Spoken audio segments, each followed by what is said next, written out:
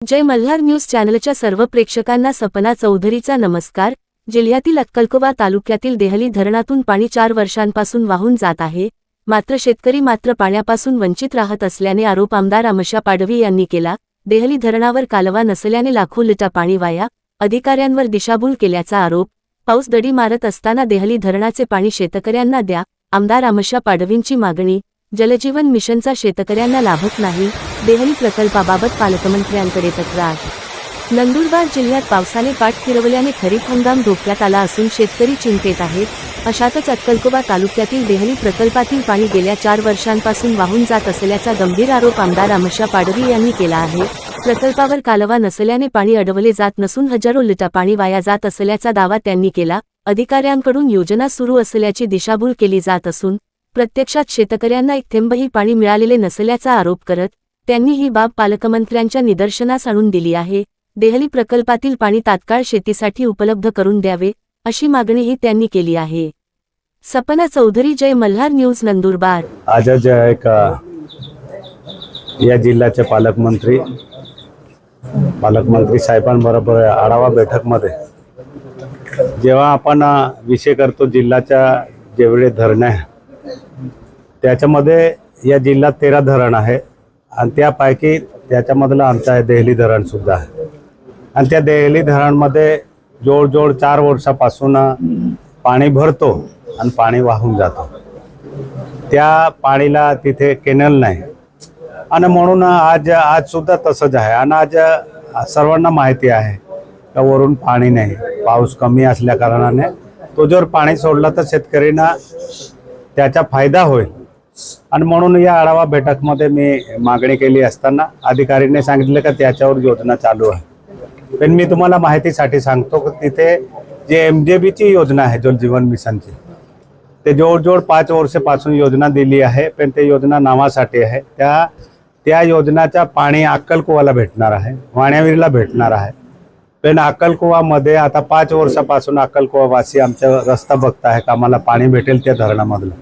पहिले तर शेतकरीलाच पाणी नाही, तर ते धरणाचं पाणी त्या अक्कलकोवामध्ये कसं येईल, कारण तिथे पाईपलाईन टाकून ठेवली आहे, विहीर बांधून ठेवली आहे आणि ते पाणी आजपर्यंत सोडलं नाही। म्हणून आज मी पालकमंत्री महोदयाच्या सामने बोललो आहे का आम्हाला ते पाणी, आमचे जे शेतकरी आहे जोड 6 किलोमीटर पर्यंत त्या आज बी केनल आहे, त्या केनलमधून पाणी सोडलं तर त्या तेवढे शेतकऱ्यांना तो पाणी भेटतो आहे।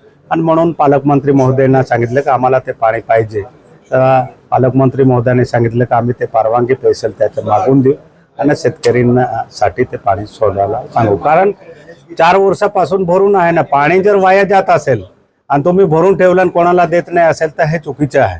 आणि म्हणून मी मागणी केली की ते पाणी ताबडतोब तुम्ही सोडा। आता आश्रमशाळामध्ये त्याच्यामध्ये तुम्ही रस्त्याला कुठे गेले, दाबला जा, दाब आता नवीन आश्रमशाळा बांधली आहे, रोडवर बांधली आहे, कलर मारला आहे, तेवढा बिगडा तुटला आहे, जरा जाऊन बघून घ्या। दाब ठिकाणे रस्त्यावरची जी बिल्डिंग चालू आहे, कलर आताच मारला आहे त्याच्यात आकड्या घुसून जायला एवढा तोडा पडला आहे, जाऊन बघून या किती चांगला काम चालू आहे। कारण तुम्ही विचारलं म्हणून सांगतो। आणि राहिले शाळामध्ये जेवण किंवा किचन सेट, तर मी अधिवेशनमध्ये सुद्धा बोललो आहे का जेव्हा 4 वाजेपासून तुमच्या किचन सेटमध्ये जेवण बनवताना आमच्या आदिवासी मुलांना 12 आणि 1 वाजे जेवण जात, अरे अक्षरशः वास मारते तिथे। पण मंत्री महोदय आमच्या सांगता आहे तर चांगला जेवण, ताजा जेवण देतो। मी तुम्हाला सांगतो एकाच दिवशी जसं आता शहादामध्ये जे घटना झाली, दुर्दैवाने तिथे आमचा एकही विद्यार्थी दगावला नाही, ते आपल्यासाठी चांगलं आहे। तर काल उठून तसे घटना शासकीय आश्रमशाळामध्ये होऊ शकते। म्हणून मी तुम्हाला सांगतो हे चुकीचं तिथे चालू आहे, त्यांच्याकडे लक्ष द्यायला पाहिजे, लक्ष दिलं नाही। मी जरी सत्तामध्ये आहे पण मी हे सगळे उघड केस आणणार। अधिकारी स्पष्ट आहे ना, अधिकारी जे दाखवतो ते मंत्री बोलतो। आता मी अधिवेशनमध्ये मांडवा आश्रमशाळाचे जे विषय मांडला होता त्याच्यावर 6 वर्षापासून शासकीय कर्मचारी आहे, प्रोजेक्ट अधिकारी साबळे म्हणून होता, तो अध्यक्ष म्हणून तिथे 6 वर्ष प्रशासक राहिला।